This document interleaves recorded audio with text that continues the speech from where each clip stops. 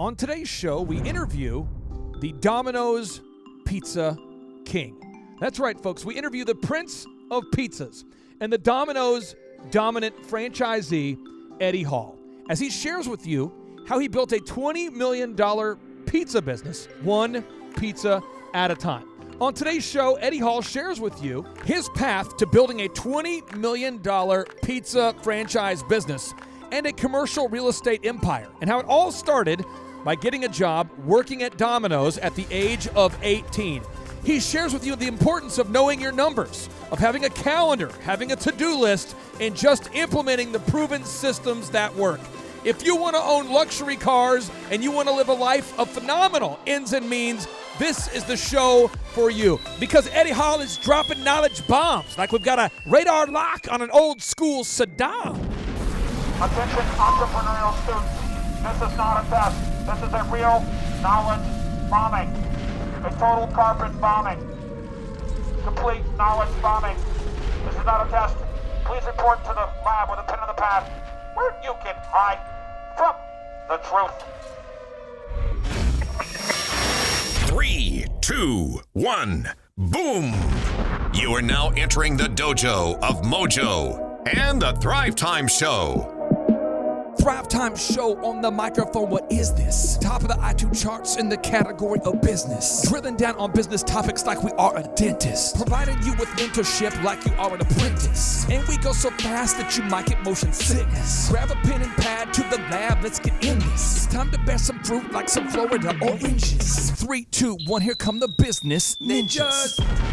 Sonic boom! Yes, yes, and yes. Thrive Nation, on today's show, this is the most excited I have been to do an interview, and I'm going to go with in a year. I'm going to say a year. Wes, I'm going on the record. This is the most excited I've been in about a year. That's pretty impressive. Whoa. We interviewed Sharon Lecter, who wrote the Rich Dad, Poor Dad book. That was good. That was good. But this is so practical. So if you're listening right now today and you need tactical, practical skills to pay the bills, if you want to create time freedom, I want you to do is I want you to turn to the person next to you in the car who's listening right now with you and kind of go, shh, shh, shh, shh. I want you to just shh. Whenever you shush someone, you feel bad. So let me shush them for you. You just look at them and I'll shush them. Shh. Then I need you to pull over maybe, get out a pen and pad, because we are going to enter into the dojo of Mojo Fo Show. On today's show, we have the super successful Domino's Pizza franchise owner, Eddie Hall. Eddie Hall, welcome onto the Thrive Time Show. How are you, sir? Doing good. Thanks for having me. Oh man, I am excited that you are here, and I'm sorry I misplaced the microphone, but it's closer to you now. Are you feeling good today? Yeah, I'm short. Sorry. Okay. Now you started your career with Domino's, I believe, in 1999. Is that correct? I started in 92. 92. First franchise in 99. Yeah. How old were you in 92? 92, I was 18. 18? Yep. And how did you get the money to start this first franchise? So first franchise in 99, I was actually 25. 25. So, yeah, to get that money, I actually partnered up with another supervisor that I was working with in Dallas. Yeah. And his dad had a $100,000 working capital to invest in us, and then we took our savings that we had over the 7 years that I worked at Domino's in Dallas. Did you start off as a driver, Domino's driver? I actually started, so 95% of franchisees start as a driver. I actually started my first day as a manager in training, but did the first 4 weeks of delivering pizzas. So Go back, yes and no. Go back, if you awesome. can, mentally back to the age of 18. Where was this Domino's located? It was in Richardson, Texas. Richardson, Texas. Yep. How many people were working in the store? So this store wasn't a super high volume store. There was probably about 15 employees. Employees, yeah. The 18-year-old version of yourself, being just totally transparent here. Were you an idiot at the age of 18? Definitely. Yeah. You were an I was a punk kid. A punk idiot. Yeah. Yeah.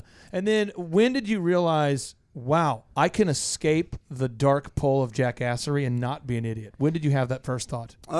So working in the stores, Yep. I was still that punk kid for probably about 6 to 8 months. Okay. I was pretty mature at the time. I had left my wife in El Paso. When I knew I wanted to become a manager, I was going to come out there, work hard, become a manager, then move back and marry her and move her to Dallas. Got it. So I worked up pretty hard. It was my supervisor came in one day and said, "You can't be these people's friends anymore. You got to be a leader." Come on. And so you were, and how old were you at that time when he had that conversation with you? I was probably 18 and a half, almost 19. Okay, and so you remember it though? Oh, 100%. What was his name? Mark Frisbee. It's my mentor. Do you think that Mark Frisbee changed your life? Definitely 100%. Yeah. Is he alive? He is. And where does he live? He's in McKinney, Texas. If you're out there today and you live in the McKinney, Texas area, and you see a Mark Frisbee, tell him he changed somebody's life. I'm telling you, this is so powerful. Some people say, Clay, who were your mentors, or who was your mentor? I'm a guy who I really, really like to read books from people that have figured it out. So wherever I'm stuck, I just read a book, or I'll relentlessly harass people. But I've had so many great mentors, and I'm just telling you, when you have somebody that unlocks your success, it's just powerful when somebody points you in the right direction. So he kind of straightened you out. For sure, and I still talk to him today. In fact, I talked to him on Thursday. I'll call him and I'll fill up a notebook full of notes, just kind of old school stuff. I just love talking to him. What kind of morons were you hanging out with? I mean, I'm not asking you specific names, but what kind of jackassery were these people involved in where you said, you just can't be around it anymore? You name it. You name it, we were doing it. I mean, just, again, I was a little bit more mature. I already had a wife and kid, and so at a young age. So I kind of had to provide for them. Got it. But yeah, the friends at that age are always wanting to party and drink and go out and all that kind of stuff. I just wasn't doing that. So then you got it together. And how old were you where you had the money from your friend's dad? He invested in you and the money you had saved. How old were you when you pulled the trigger and bought that first one? 25. 25? Yeah. How much money did you save in your bank account on your own during those 7 years? It wasn't a lot. We started off with about 15 grand. 15 grand of my own money. Yeah. 15 grand saved over about 7 years. Mm-hmm. Working at Domino's. Yep. The first store. When you've got that first store of your own, do you remember that store? And it was actually 4 stores. We bought 4 at the same time. Do you remember all 4 of those stores? Yeah, they were here in Tulsa, Oklahoma. Yes. Where were they? 71st in Sheridan. Yeah. 26th in Harvard. Yep. Gilcrease and Edison. Yep. And 91st in Delaware. Let's talk about it. Making pizzas. We make pizzas. People eat pizzas. People want pizzas. You sell pizzas. People spiritualize success. They always come to me all the time. I get frustrated. If you're listening out there today and you attend church, please understand the words that are coming out of my mouth. If you sow seeds and you water the seeds and you live in an area where the temperature's the right type of temperature, the soil's the right kind of soil, you can grow corn. You can. Heathens can grow corn. Christians can grow corn. Atheists are growing corn. On the Forbes billionaire list right now, there are so many really awful people who are on the list and great people. There's so many great people and bad people. Money just magnifies. But when you say that because you believe in the Bible that God's going to bless your business, that's not the case if people don't want the crap you're selling.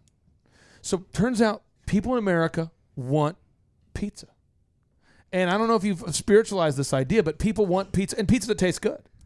And people I know eat Domino's pizza because they like the pizza. But there's so many people running around like, what's my niche? I don't know my niche. I don't know how can I find my niche? And I'm going, hey, listen, I say this all the time. That's why I'm so excited to interview. I say, if you don't know what you want to do, sell freaking pizza. Yeah. And they go, what? And I go, listen, Americans want to gain weight. We want to gain weight. We want to eat the carbs. We know we should be carb free, but we don't care. We want pizza. Pizza and tacos. Pizza, yeah. We're taking the kids home from soccer practice, and we're all going, do you guys want to get some pizza or pizza? Every time. Dad, didn't you just start Jenny Craig last week? Oh, yeah, but let's get some pizza. I mean, that's what we're doing. So help somebody out there who maybe is adverse to franchising because they say, I don't like pizza, or I'm not a big fan of carpet cleaning. Because I know so many people are making tons of money in franchising, cleaning carpets, who don't even like carpet, who don't even have carpet in their house. Talk to help somebody out there that's stuck on that idea. So I actually, probably about 5 years into my career, I decided that I wanted to do my own pizza place. And I was like, man, I want to open my own pizza place. I started looking at the costs and marketing and all that kind of stuff. And I said, you know what? Kind of slapped myself in the face. And I said, why don't I do what I know and open a Domino's Pizza and franchise? And so that's when I started pursuing that. I mean, the thing about a franchisor or the franchise system is that everything if it's a good one, everything is provided for you. You don't have to figure all that stuff out. When I went to my first training class at Domino's as a franchisee, they said, you're a pizza maker. You hire a lawyer, you hire a marketing person, you let us figure out the systems, and you just go make pizzas and make a lot of money. Oh, yes. And so that's a big deal in the franchise system, is hopefully that stuff's already put together for you. I love this. And Josh and I were talking the other day. We had a great, I don't know if Josh, if you picked up on this, if you thought, what you said was super deep, but you might not have felt it. Josh, you said, well, Clay, as it relates to business, I know you know what you're doing. So if you say to do it, I'm just going to do it. The rest of life, I'm not going to ask you for tips on necessarily, but business, and that's what a franchise is. You buy a system that works and you work the system. But Josh, can you explain this? Because you own your own company and you come to us not for life advice, but for specifically how do I grow a business? Yes, sir. Can you explain that coachable mindset? Because somebody out there's just got to get that in their cranium. Well, I think for a lot of our listeners out there, a lot of other people, not our listeners, No. but like other people that listen to other shows in North Korea, yes, North Korea think that they have all the answers already, or think that they're mapping to a goal of being a millionaire. You know, everybody says, I'm going to make $1 million by the time I'm 30. Yep. But their actions map to the club at Friday night at 2 o'clock in the morning. So what I would say in that is find somebody who's been there, somebody who's done it, somebody like Eddie or somebody like Steve Currington or Clay or Wes or whomever. Find somebody who's already been to the mountaintop, who's already gotten to where you want to be, and then just shut up and listen to them. You know, I get a chance to talk to some people, and I just say, I told you when we were talking about that the other day, I was talking to a young man that we get to speak to, and I said, you know, when I sit in the room with Clay, he gives me 3 things to do, and I walk away and I do those 3 things. I've never said, well, Clay, I just don't think that's going to work in my business. Hey, I really don't think you know what you're talking about. And real quick, I want to make sure listeners understand this. I cite everything I say in the meeting, so I'm always going to pull up a case study or a stat or a fact. I'm never like, I think this might work. You know, like when you wanted to name your company Living Water, I was not present at that meeting. No, sir. And if you would have said, how should I name my company? I'd say name it something memorable. And you might say Living Water. And I would say to you then, okay, you're going to irritate people that are not Christians probably, and you're going to win over Christians. Are you okay with that? Cool, move on. But again, Reid Hoffman, who couldn't be here today because he's kind of a big deal. Reid Hoffman, the founder of LinkedIn, says the fastest way to change yourself is to hang out with people who are already the way you want to be. Sounds like Josh Wilson. Wes, people such as myself hire you for legal advice. Yep. What happens when someone hires you for legal advice and does the opposite of it? I refer to these people as ask holes. They ask a question and then they take the knowledge and dump it into a hole. You have to make sure you pause on that K. Ask hole. Well, I mean, personally, it's annoying. It's just, it's hard to understand. You're going to pay me Why are you calling me? $350 an hour to give you the right answer, and then you're going to go do the exact opposite. So you're going to pay me $350 either way. You're probably going to end up paying me more because now you're going to screw it up because you're not listening. So if you don't think I have the answer, don't hire me. And if you're going to ignore everything that I tell you as far as the right way to handle a situation, and again, I'm not going to give you advice on things I don't know about. You come to me for my legal advice. Some people just, they think they have a better way, or they think that they're going to be unique, and the 900 cases before them don't apply. That they're going to be they're in a unique position, and they're going to reinvent something. I'm going to Mars. That's going to change. I'm gonna live there and sell the pizza. the entire world is going to bow down when they come out with this grand idea. So, I think people do that in the business world too. Though they don't want to take an established, proven system or a product. They want to be unique. They want to find a unicorn. They want to do something special. And I think that it leads a lot of people to poverty. Now, doing something special. Eddie, you drive special cars, I think. I think so, yeah. What are some of the cars you have that are special? Because, again, someone might say, you're not special because you're just selling pizza. So, people like to minimize franchisees. I see this all the time. Yeah. Do you ever had this happen to you where people who, are creative, highbrow, educated people, they're like, oh, you just sell freaking pizza, right? I mean, do you drive special cars? I do. What are some special cars? Yeah, I have a GT3 RS. I have a Porsche Turbo. I have an 81 wide body that we just finished. Those are special cars. Pretty special, yeah. But what happens is somebody could be out there trying to come up with that special, unique business model that never works, and then they get to live a special way called homelessness. Yeah. I'm going to do a pizza/latte store. Ooh. slash neon sign. with local art that we sell on the side. That's you see this all the time, and then you know your life is really falling off the wagon when you independently sell pinion wood 2 to 5 days a week.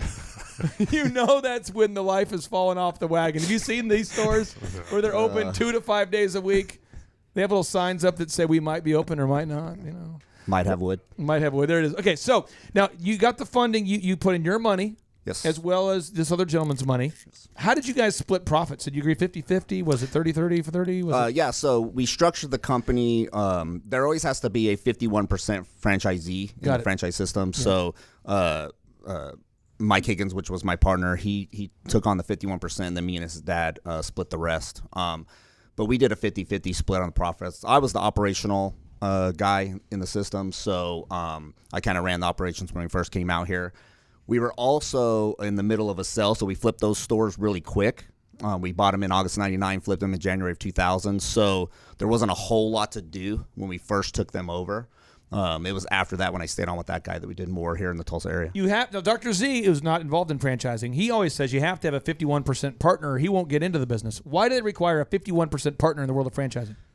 Well, in Domino's case, it's so they can protect the brand. Yep. They got to make sure that somebody's in charge, somebody's making the decisions, and somebody's working the business. In fact, Domino's doesn't even allow you to do other businesses. So Sweet. You can't be a Domino's franchisee and own a Burger King. You how many Domino's do you have now? How many do you own? We have 17 with 3 more on the way. 17 with 3 more on the way? Yeah. Now, if you don't want to tell me, it's fine. But I want to know, and I'm going to ask you. And if you say no, I'll just come back again in a different way.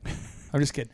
For elephant in the room, when someone cuts their hair, when we cut someone's hair, the average ticket price is $42, and we're going to make about a 20% margin as a company, about $8.50 per cut average. I pay myself 2 of those dollars. When I get a pizza at Domino's, which we've done, I get a pizza at Domino's and we get a extra large or something. And say it's about $20 for an extra large ish. Sure. Yeah. Close enough. You know, there are socialists that peak on this show sometimes. There's people out there that are, Steve. There are people who are not. They don't stay very long. They're in the Edmonton region up there, and they're right now laying on the railroad tracks, blocking shipments up there in Canada. Is this question ethical? They're in Skid Row out there in L.A. They're living in their mom's basement. They're at the medical marijuana store where the only thing they need pot for is not medical reasons. They're there, and they're going. He's going to ask, isn't he? Do you make a profit? Yes, we do. Okay, the cat's out of the bag. Now, do you guys try to stick in the 10%, 20% range? Is there a certain range, 40%? What do you do? We run about 15%. 15%? Yeah, and each store is different. I mean, my higher volume stores, of course, with great operations, can run up to 25% cash flow, EBITDA. So, again, let's talk about this. So, if I buy a pizza for $20, you are getting, if the pizza's good, I'm happy, I'd pay, that kind of thing. Mm-hmm. You're going to make about $3. Yep. You got to sell a lot of $3 to make a lot of money, don't you? A lot of them, yep. How many pizzas do you sell in a month? Well, we'll do about $20 million this year in sales out of Did you say stores. $20 million? $20 million, yeah. Of pizzas? Yep. That's a lot of Domino's. Simple math seems like that's about 1 million pizzas. I feel like that's a lot of pizza. I feel like Bernie Sanders is mad right now because Bernie wants people to be able to make money selling feelings. Yeah. And the fact that you were born here, he wants to be able to monetize the fact that, like, I'm somebody too, or I have a degree. But at the end of the day, I'm just trying to make sure you get this. If you want to make millions, sell pizza, because Americans want to get fat. Write that down. Now, this is another deep thought, another tip for you. Years ago, I worked with a fitness company, and they used to send people text messages that would remind you to say, and they never sent it to you, Eddie, by the way, but they would send it to people and they'd say, Eddie, you haven't been here in like 2 days. Because they have a swipe card and they know if you've been to work out or not. And they send you a text that says, we haven't seen you in 2 days. Come see us at the Yada Yada gym. And I told my client, I said, listen, I've worked with major big box gyms now on 4 occasions. Do not do that. I'm like, no, we want to do it. But listen, I'm telling you this. If you send people text message reminders, they will cancel as a way to say thank you. And seriously, But people want to have pizza parties at the gym where it's judgment free. Yeah. So you need to put fit people on the billboards, serve pizza in the gym. That's a move. I was gonna say the texts work for pizza. Oh my gosh. So Reminding again, you haven't ordered today. So again, but in the franchise world, the text message, it texts you something like, "Are you hungry?" or something. And when in your office, I'm sure you're the one who does this. You are fattening my office up, which is good because winter's coming. But you send a text, I believe you do, or someone does, and it works. And it says something like, "Are you hungry?" And all of a sudden, I see Domino's boxes appearing around my office. Do you do that? I don't personally send those out, but they go out from our system. Yeah. With a special or a coupon, and it tells you, it says. But Eddie's not on a subscription. That the problem with the gyms is you're reminding yourself, you're right, I haven't been in 3 months. Why am I still paying for that? Yeah. But you see, certain franchises, that's what I'm saying, is certain franchises, like Planet Fitness, in my opinion, gets it for fitness. They get it. Let's have a gym, call it judgment free. This is if you want to open a Planet Fitness, these are the tips. I'm giving them to you. Skinny people on the billboards, attractive people. Pizza parties in the gym.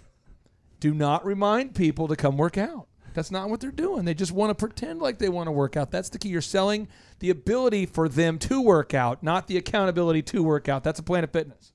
Now, back to the pizza place. Text people. They're hungry all the time. So what are some of the systems that work at Domino's where you've maybe seen franchisees push back on, but they work? Like systems where you go, this works, man, but people push back. Man, I have the biggest one for you. So back in 2005, Domino's decided that they wanted to roll out a one system for all stores. And there was a huge pushback from the franchisees. But it is why our stock's at, 362 today or something like that now. Like a software system or like an operating system? It's a POS system. Gotcha, and so we're all uniformed across the board.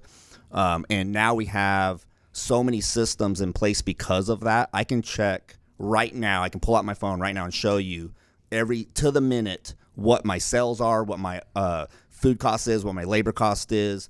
I can look at if you just place an order, I can actually go click on that order and see where it is in the store.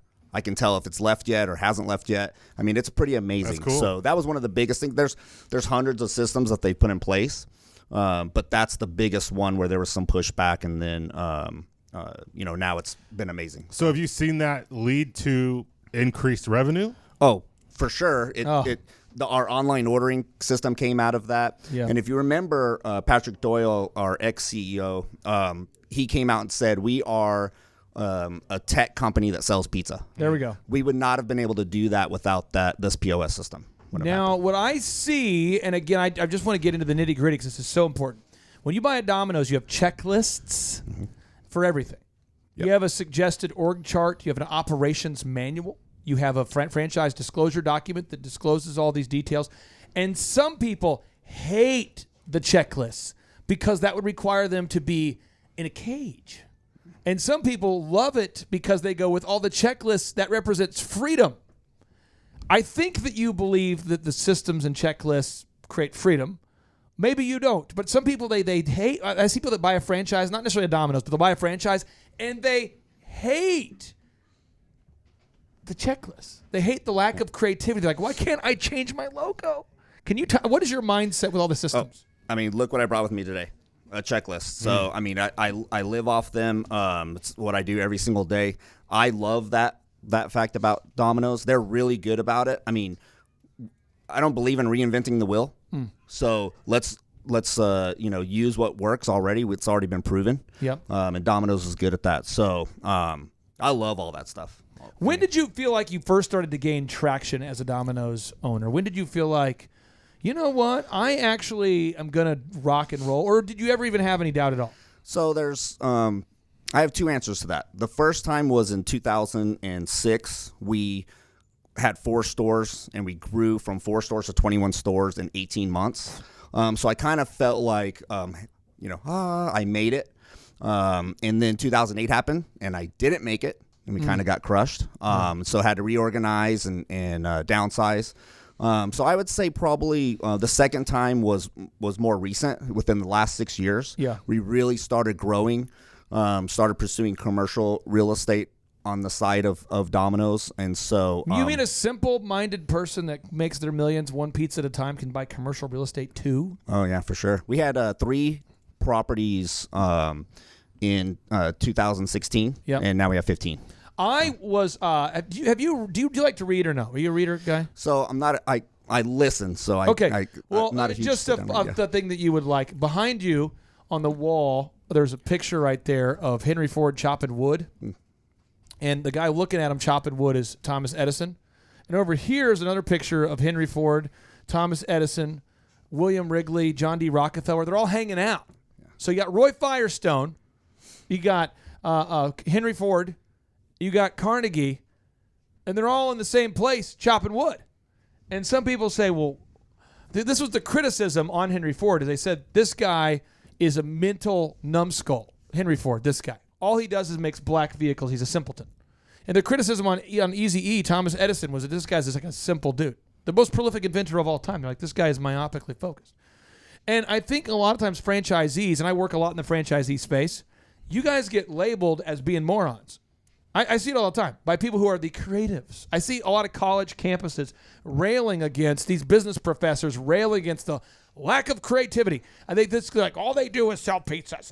So let's talk about the U 2.0. Yes, you're making a lot of money selling pizzas. Commercial real estate. What was your first buy, your first property where you bought it and said, that was a win for America? The first one where you said, good job. So I actually bought 2 locations when we grew to that 21 stores, so they kind of came with the purchase. Yeah. But my really first, let's buy this property and build it up was this property at 71st and Memorial. Got it. Pretty big purchase, $785,000 property that we spent about $300,000 on redoing. And so to be at 71st and Memorial in Tulsa, Oklahoma, with a Domino's, which by the way is right next to Pizza Hut, we did that on purpose. Was opened pretty up awesome. right next to Pizza Hut? Same parking lot. I'm looking at the screen here because Kendall's going to get this on video here, and you might you'll see on the big screen here. Is this the right corner? Am I looking at the right corner? Which corner do I need to turn to? I want to make sure the folks on YouTube can see it. It is on the southeast corner. Southeast. So I'm going to go south. Right here? Yep. Okay, going this way. So scroll down a little bit. Go into incoming traffic. Is this it right here? Yep, This keep is going. Yep. There's a Pizza Hut right here. Okay. Yep. You weren't lying. There's a Pizza Hut. Okay, there we go. You're sick. Yeah. You opened up a Domino's next to a Pizza Hut? And then we put on that little sign there, we're going to huff and puff and blow the hut down. Remember that? Are you aware? Were you aware that you did this? Was it an accident? Oh, for sure. We were well aware. Why would you do this? To crush them.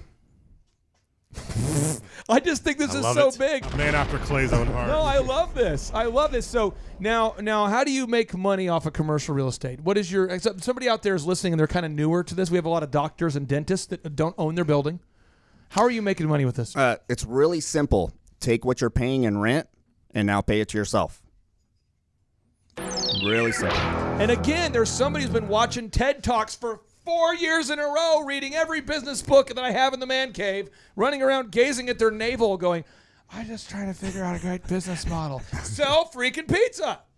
Clean freaking carpets. So do you have any tenants in any of your other commercial properties? Yeah, for sure. So other tenants? Yeah, so in the last 2 years, we started building properties that had other tenants. So we have a 5,000 square foot in Bartlesville that has a nail salon. Our 14,000 square foot strip center in Edmond has an ice cream shop, a nail salon. We have another restaurant going in. And a Domino's. It always has a Domino's in it. Okay, so they're always got a Domino's and then some other love to go around. The thing about commercial real estate that we figured out is if you're 50% leased out, you're breaking even. So anything above that 50%, now you're making money. Gravy. So if you have a building that has 2 spots in it, one of them's Domino's, you're already breaking even. I'm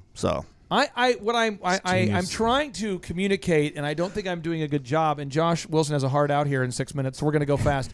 Is I feel like somebody out there is trying to overcomplicate the path to success. Andrew, I think I have a boom book over there by the printer, but it's not a complicated thing. Step 1, figure out how many customers do I need to have to achieve my financial goals. So if you make $3 per pizza, how many pizzas do you need to sell? That's your goals right there. Box number 1, okay? Box number 2, you got how many hours a week are you willing to work? I got to ask you, Eddie, how many hours a week are you willing to work? Unlimited. Okay. Box 3. Now, again, you just heard that, unlimited. Some people are willing to, some people aren't. But don't Say you want to be an NFL linebacker and be unwilling to put in the work. Box 3, what makes you different? Domino's has already thought about that. I mean, how often do you sit there and think about how can we differentiate our pizza? Never. Interesting. They do it for us. Brand, you never think about the pizza? No. See, this is what I just eat it. People ask me all the time with Elephant in the Room, the haircut chain, do you spend your time thinking about new haircuts? No. Okay. Branding. You got to make your branding great, but Domino's does it for you. And don't you love it when people buy a Domino's and don't execute the systems? Don't you kind of see blood in the water and you're going, I'm going to buy you. Don't you like it?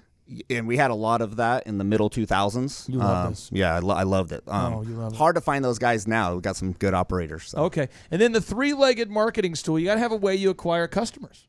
How does Domino's acquire customers? What do you do? Oh, they're TV marketing, Facebook marketing, digital, and then the best way is provide great operations. And don't you kind of, at a certain point as a franchisee, you can kind of go, they do a bunch of stuff. Yeah. I mean, you don't have to like think it.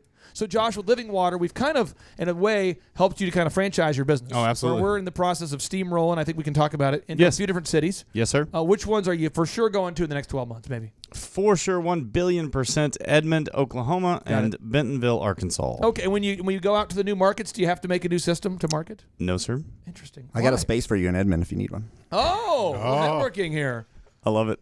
So talk to the listener there who's looking at the camera, listening in right now, who just wants to change the logo and the print piece and the branding every day as a way to fill their soul and search for significance while they can't find profitability.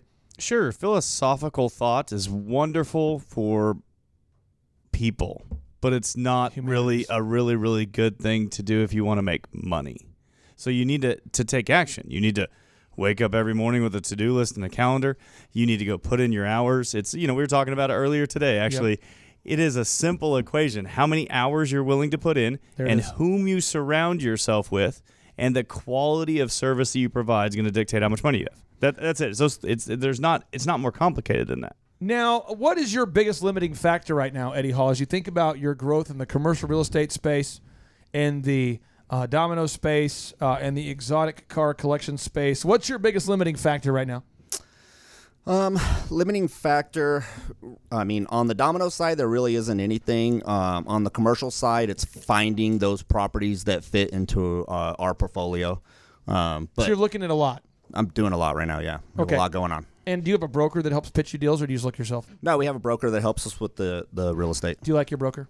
I love her. Okay, great. If you didn't, I would have a backup plan referral for you. Okay, great. So you like your broker. Can we recommend your broker? Can we do that on the air? Sure, okay? It's Amanda Dooner. Amanda Dooner. Yeah. Okay. And I'm sure you get asked all the time if people can pick your brain.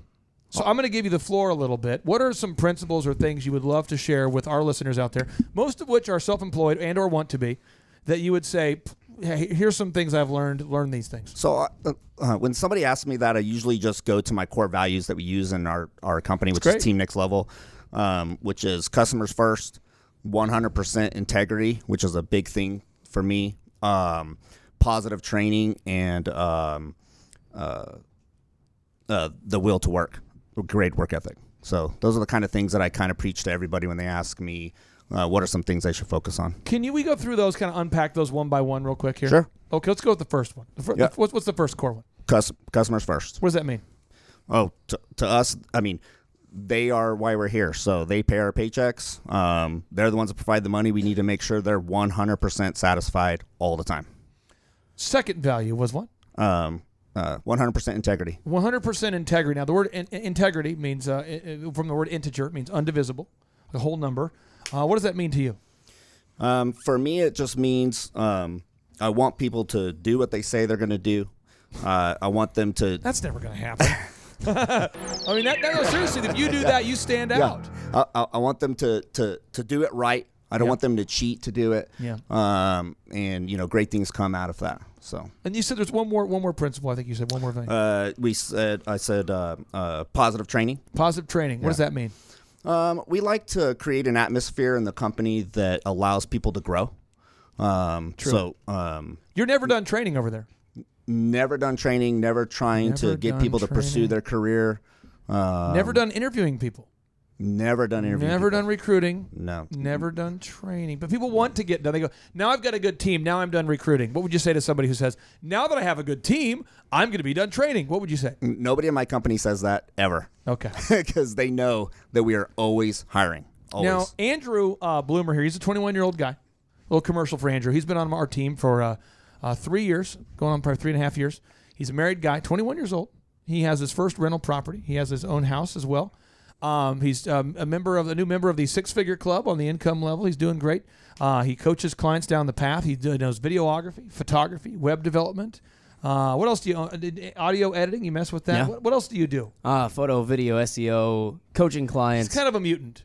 So he's like where Does everything. we all look back and go, when I was 21, if I was there, I would be here. You know what I mean? Yeah. He's that guy. So Andrew is married to a wonderful lady. He's avoided the idiot phase of his life. Mm-hmm. Andrew, what question would you have, or questions would you have for Eddie on behalf of your clients, many of which are doing great, some of which need that little kick in the tail sometimes before they have that epiphany? What questions would you have for Eddie on behalf of maybe former clients or current clients that might be listening to today's show? Yeah, absolutely. So it sounds like from what you were saying earlier with your sales and those numbers, it sounds like you really know your numbers for whether, for all the shops, for all the stores, for probably each individual location. So I'm curious, how important for you is it to look at those numbers, to know the numbers, and how often are you looking at those? So I am looking at those numbers all day long, and every morning and every week. So like I said, it's at the tip of my fingers with my phone, so we can look at that stuff. We're meeting about them. I talk to my director of operations probably 4 times a day because we're also really close. But every Monday we meet, me and the director of operations supervisor, and we go through the previous weeks and where we're at for the period, where we're at for the quarter. We go through all those numbers, sales numbers, food variances, labor variances, service. So good. Yeah, Tiger reports, which is our theft. It'll show us if somebody's stealing. Cash flow. I mean, cash shortage, cash flow. People steal pizza? Yeah. Is this customers or employees? Yeah. No, it's employees. Okay. Well, hey, Eddie, it's really good. Yeah. If I worked there, I might steal pizza. But that might be a thing. But you look at the numbers every day? All the time. Every day. And the key numbers that you would say to all the listeners they need to know would be what? Yeah, so my key numbers are the first thing when I wake up in the morning and I pull up my phone, I'm looking at sales. Food variance, labor variance. What does food variance mean to you? So food variance is our food costs and what they should have put. So if a large pepperoni is supposed to get 40 pepperonis and they put 50 on there, they wasted food. Got it. So food variance. It's money out of the bank. Okay, Yep. and what was the next variance you looked at? Labor variance. Got it. So same thing. We have a labor scheduler that tells us exactly how many people. Overstaffed, understaffed. Yep, overstaffed, understaffed. And then we check service. Got it. And so those are the 4 things that I check first thing in the morning every day. Do you do net promoter scores at Domino's where you survey clients to see if they're happy? Yep. So we have a report called the CSAT report. It's our customer service analytics tracking system. I love this. I could talk about this all night. I got to show it to you. It's amazing. But yeah, it tells us everything. Net promoters. It tells us, customer care.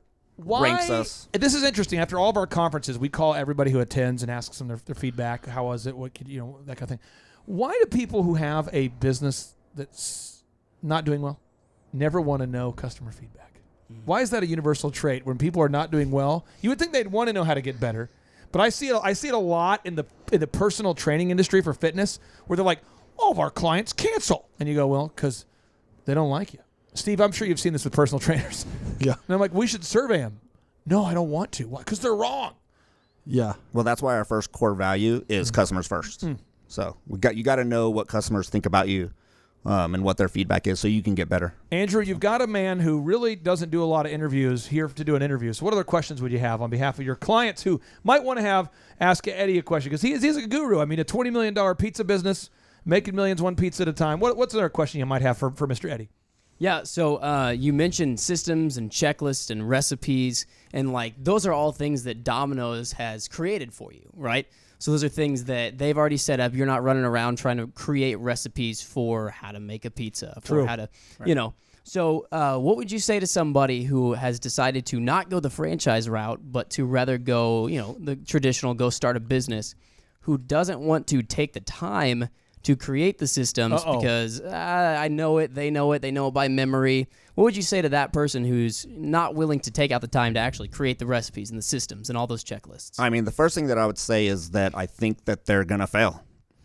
They have to take the time to put those systems into place and figure out how they're going to run their business. Yeah. So, would you say, like, excuse me, Mr. Idiot? Yes, you're going to fail because you're an idiot. That's what you would say. That's what I would say. I would say, excuse me, Mr. Idiot. Yeah. Yes, you're going to fail. Now, you two guys are a member of this car club. What do you call this thing, Steve, your car club? Well, it's the Lambros now, but, I mean, we started out as, like, the Tulsa DDE, which is a channel Before that we we follow. leave, I want to make sure Ken will go out there and film some cars a little bit and show some, because this is one thing that's cool about your we car didn't club. bring them. There are no cars. We don't bring cars to your driveway, bro. Come on. Oh, my driveway. So you're in the Lexus? Yep. Okay, so you really are you went down all the way to the Lexus. Right. Okay. It's that kind of day. But you guys have a car club, and we can learn more about it by going to Lambros, the YouTube channel. Yeah, LambrosSteve.com. LambrosSteve.com. Lambros, plural? Just LambrosSteve.com. LambrosSteve.com. So we go there to LambrosSteve.com. Or LambrosTeve.com. That's easier for me to remember. Okay. But you guys all have these nice cars. There's Lamborghinis in there. There's Porsches. I'm not into vehicles. but McLarens. There's, yeah. And the one thing I would highly recommend for anybody out there who could join your club or be a part of it is you're going to be around people that all worked hard to buy said cars. And the vast majority of people in your group started with nothing. Yeah. And according to the Millionaire Next Door, which is a great book, 88% of America's millionaires today are first generation. Now, there's a new book that just came out by Chris Hogan, who's an African-American self-help guru. Phenomenal book. The data that he shows is even higher now. He's shown it's like 90% of people who are millionaires came from nothing. Yeah.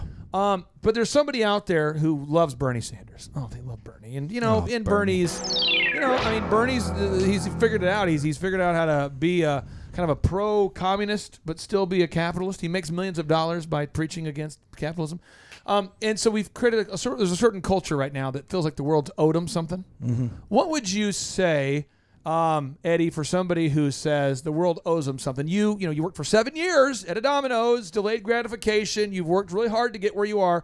And I'm sure you've pulled into a gas station in your luxury car, and I'm sure you've heard a comment from a person who's propelling poverty out of their mouth. Daddy's money. That's what they say. That must be nice. Daddy's money. You've Must heard that, be right? nice. Oh, yeah, for must sure. be nice. Yeah, Yeah, while must they're be nice. smoking their pot, they're sitting there smoking their pot. Reading. starving kids in Africa, and you're wasting money on What that would car. you say to that person if we could sit down one-on-one?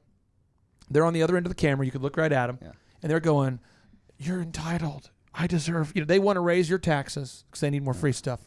What would you tell them? What would be your tip? I mean, usually my response to those guys when they're saying, "Oh, Daddy's money," I really just get into my story with them, and I tell them, I did all this with hard work, so I didn't have a handout. You don't need a handout. You just need to get out there and do what you need to do. You need to go do the work. You actually have that conversation with them. Oh, I have it all the time. Does it go well? It never goes well. No, because I usually end up. Never goes Yeah, well. I usually end up telling them they're Yeah, I know. pieces of. But what happens is that this is interesting. I don't drive a luxury car, but my office is nice, and I see people all the time that come to the office and they'll do this, Steve. It's the employees of the clients, not the client. The clients are always curious. Clients are always going, "I wonder how he did that." Even the successful ones who are already successful, I wonder how he did that. And they're curious about how to do it. Right. The employees who work for the clients, by and large, not always, but most of the time, say stuff like, kind of smirking. Yeah. Must be nice. Must be nice. And then I'll say, what do you mean? They'll say, well, just must be nice working in an environment like this, work environment. And I'll say, I did get to work today at 3 a.m. Today, most days 4, let's just say on average 4. What time do you go to work? And they go, oh, well, 8, but I have carpal tunnel, I'm going through a thing. Okay. And then I usually leave work at 5, then I do that, 6 days a week usually. And on the weekends, if the kids have cheerleading, it's 6 days a week. If they don't have cheerleading, it's 5. But I would say conservatively from 3 a.m. to 6 every day, book it. That's 12 hours plus 3, so it's 15 hours a day. 6 days a week plus Saturdays. I usually sneak in about 15 hours a week on the weekends. That's how I lucked into it. How many hours a week are you working? And we discovered even if we were just having a foot race and we were the exact same speed, I would be twice as far ahead because of the hours I put into it, you know? Right. And they go, well, do you hate your family? I said, no, you missed out. But what about work-life balance? I get home at 6, but I don't watch TV. Now, New York Post and New York Times report the average person watches TV now 5.2 hours per day. The average person is on social media 11.3 hours per day, according to Nielsen. That's a full-time job, bro. It's your fault. So I explained to him, I'm not working more than you. You're just working on stuff that doesn't amount to anything. Yeah. Do you see this phenomenon there? I mean, do you see? So we were at a car show one time, and these two guys, probably 20 years old, walked up to us, and he's like, "Oh man, that car's sweet, man. I have to get me one of those one day." And the guy goes, "Oh man, you're gonna have to work like 40 hours a week to get that." And I was blown away. Freddie was there, and Freddie goes, "Bro, better double that." Yeah, like exactly. 80 hours a week. Yeah. There's a book that I love so much called, I believe, 8 Seconds. I read it back in the day. It's about the Phoenix Suns. Yeah. And the story is Steve Nash is a point guard at the time. And he's in the locker room with all these NBA players. And the book is great. Steve, you would love the audiobook if they have it.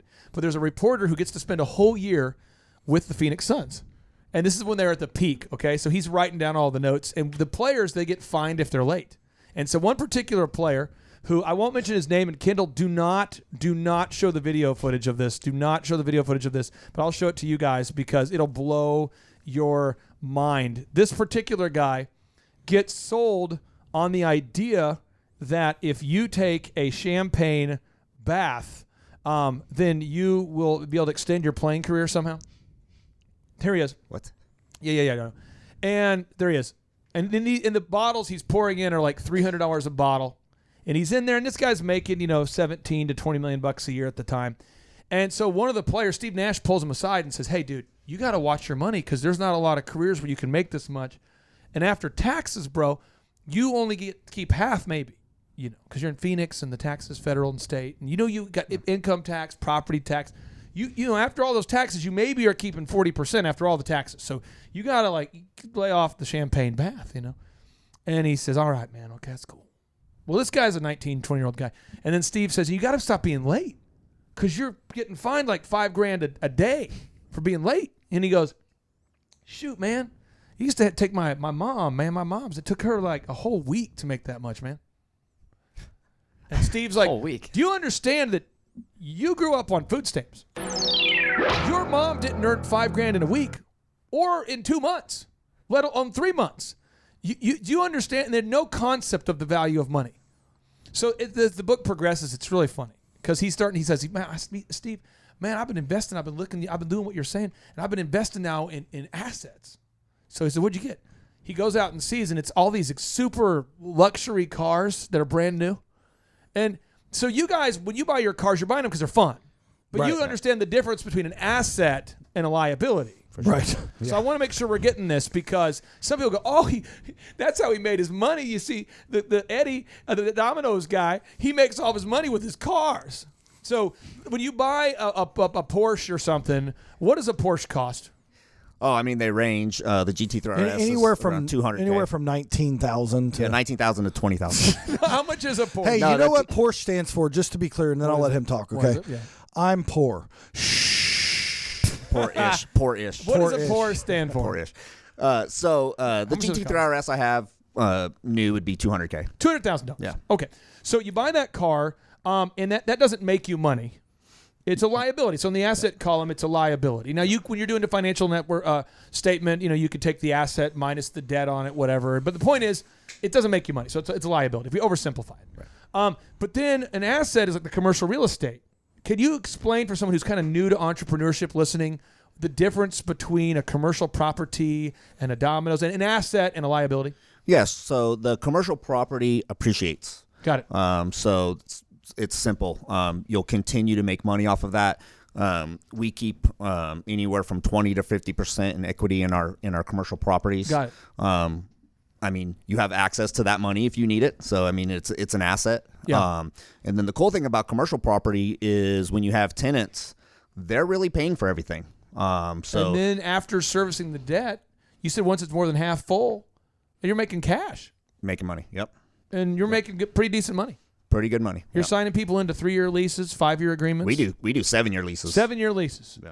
So what I want to do now is I have 3 final questions for you, and then Andrew, you can ask one final one here. Yeah. Daily habits. What do you do on a daily basis? Like, what time are you waking up every day? What do the first 4 hours look like? Yeah, so Domino's, 28 years in this career now, we stay up pretty late. So we open early and we're open late. I have a store that closes at 3 in the morning.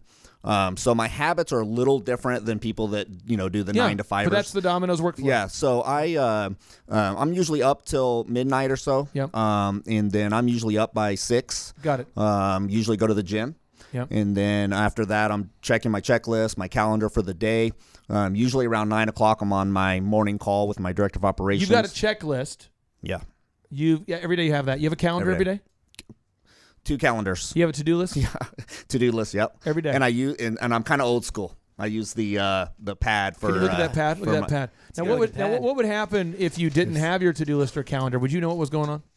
No. Yeah, see, that's interesting. And this is like it's so important for someone listening out there. That's the cornerstone of success. If you don't have a to-do list, you can't win. I don't care how smart you are. If you don't have a to-do list and a calendar, and people fight back about this all the time, just get it. Get a to-do list, get a calendar. And he said he's kind of old school. I'll tell you this little secret. I've spent days, an entire day, with the founder of Hobby Lobby, billionaires, millionaires, many, many times. This is what I do. I kind of view myself as Napoleon Hill Part 2. I just run around interviewing super successful people to see what they do. A lot of clipboards. Even the young bucks have clipboards. Not a lot of phone to-do list apps. I'll tell you why. You turn on that phone, you got a distraction coming in. According to Psychology Today, the average person is interrupted over 90 times per day, homies. So get off that phone, get on that to-do list. Next question for you. Proactive guy. I would assume that you have plans for the future, and I'm not asking you to share your plans for the future, but do you have some certain goals that you're working towards in your mind, or are you kind of done with the goal thing right now, or what did you have some things you're pushing towards? I'll always have goals, so I always have them. Always have right now we have a lot of projects that we're working on, so my goal, my short-term goals are to get those projects done. We have 2 strip centers we're doing right now. We have 3 more Domino's we're opening. That's awesome. So those are short-term. Long-term goals are within the next 5 years, I'd like to have the commercial property business big enough to where if I wanted to sell the Domino's, I could. Have you sold some Domino's in the past? I have, yes. Okay, and when you sell them, can you do you get a multiple of the profits? Like let's say a store made $100,000 this year, can you usually get 3x or 4x or 5x? Well, how much can you get for a Domino's if you sell it? So they range depending on sales and cash flow, of course. They're ranging anywhere from 4 to 6 times cash flow. 4 to 6 times the cash flow, and I'll tell you why. Because the systems are good. And if you're out there building a small business without the systems, people know as soon as you sell it to them, it's not going to work.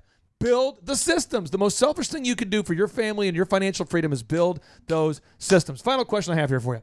Are you one of the larger Domino's owners in the country? Are you smaller? Are there guys bigger than you, have more Domino's? How do you fit into the scheme of Domino's operators out there? So there's definitely, I believe the average is around 5 stores is the average. Got it. There's definitely some big guys out there. There's our very first franchisee that has 300 stores. Super cool. We have a couple guys with 100 stores, but I'm considered a big franchise at over 15. It's awesome. I love this. This is good stuff. I love this. This is just I'm telling you, if you're listening right now, you're overcomplicating it 90% of the time. You're trying to make a business system. You're trying to sell something that the world doesn't want. You're trying to run around selling something the world doesn't want, and nothing could be more discouraging than you hand painting ducks and then going to the state fair and setting them out. This isn't funny. This is sad for somebody. And you set these out, and no one buys them. And you're living a life of poverty. Just sell something the world wants. Find a problem and solve it. Find a need the world has and fill it. Andrew, we have time for one more question from the young buck. What question do you have, sir? Yes. So let's say someone's looking to buy a franchise. So what things should they look for? Is it even possible for someone to get in? I know you mentioned that you said 95% of the Domino's franchise owners were at one point a delivery driver. So is it possible for someone to get in to the franchise world of Domino's, or what's a good fit for Domino's? So one awesome thing about Domino's is they've kept it internal like that, so you know that you're getting a great operator that's well, hopefully you're getting a great operator when they come next to you. Got it. But you can get into the system. You have to come and work in a store, though. So there is a 6-month to 1-year training program. So you can't just come in with millions of dollars and say, let me buy all these stores. Super smart. You have, really good. Yep. You have to go through the training and, go through those steps to get approved. Chick-fil-A is the same way. Yeah. Chick-fil-A is the same way. Outback Steakhouse the same way. A lot of the great brands that stay strong do that. I'm going to give you the mic before we drop the mic. What's your final hot take or your word of encouragement? We've got about 500,000 people that choose to listen to this show. This month we've got the founder of Netflix on the show. We got the founder of Square. A lot of great people. But I personally am most interested right now in what you have to say because you're doing it. You've done it. And you decided to take time out of your schedule. You're not a coach or a consultant who gets paid to do this. There's not a win for you other than just sharing what you've learned. Well, what is a tip or advice you want to give to the listeners? Plus, I don't think I have a very good radio voice, but it's a great. It's pretty good. Beautiful. I would say that my best advice is what's worked for me, which is hard work really does pay off. And so if you get out there and push yourself, to be number one, to be the best, it will work out for you. And then also, success, it's not an elevator, it's a staircase. So you got to be able to take the ups and downs and really focus. And that's what I would, tell everybody out there. So you got some ups and downs. It's hard. It's tough. It's tough. Yeah. It's not easy. It's not just a push of a button. It's hard. It's like taking the stairs. It's not like taking the elevator up to the top. Yeah. Okay. That's powerful. That's good stuff. Is there a certain website people can learn more about you? Do you have like a YouTube channel where you're hanging out with Steve? Is there any way people can learn more about you? I go to Domino's in Tulsa. I post car stuff on Fat and Skinny Bros Instagram. So Fat and Skinny Bros is Fat and Skinny Bros on Instagram. Yeah, that's my car thing. Has nothing to do with Domino's or business, but it's just a car deal. So don't have anything else really out there. So. Eddie Hall, I greatly appreciate you so much. And if you're out there today, go eat Domino's in moderation. But go eat Domino's. Not too much at one time. No, order a lot. Order a lot from Eddie, but then don't eat it so you stay thin, but you're helping support him. That's what we're going to do. Order a ton. Don't eat very much. If you live in Tulsa, buy Domino's every single day. Throw it away so you stay thin, but his wallet stay fat. Without any further ado, here we go. 3, 2, 1, boom.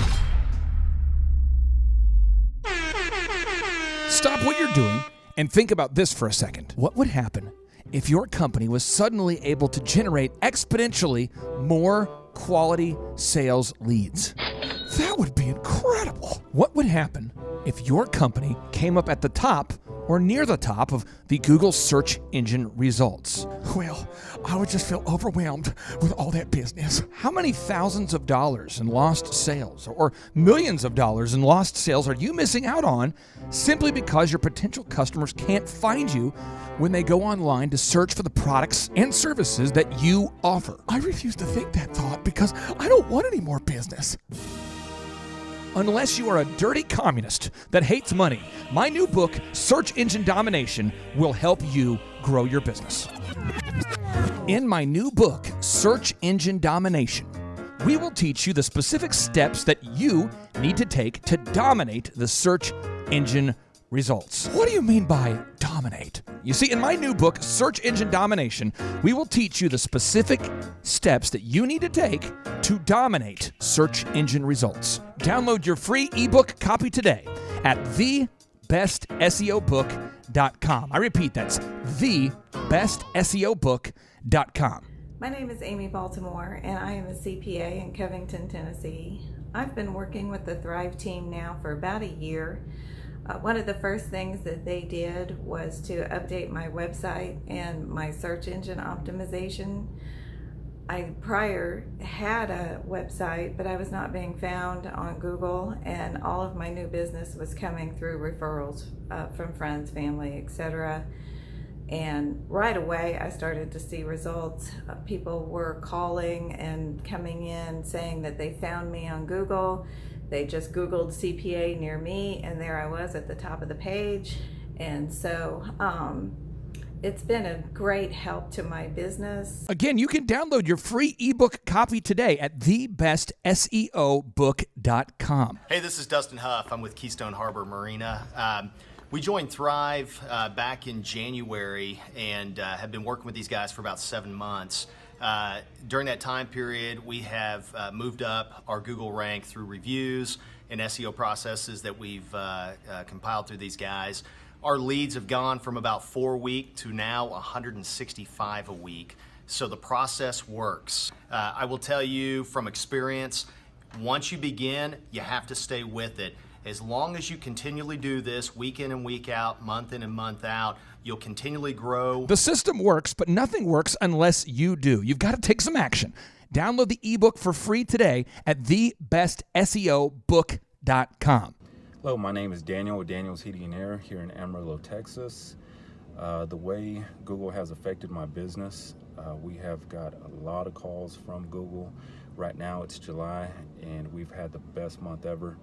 And it took us about 8 to 10 months to get on top of Google, and I'm glad we did. Remember, nothing works unless you do. You have to go to thebestseobook.com today. Download the ebook for free. Just download that ebook for free, and you'll be off to the races. Hi, my name is Christina Nemus. I'm the owner and operator of Angel's Touch Auto Body and Detailing in Bourne, Massachusetts.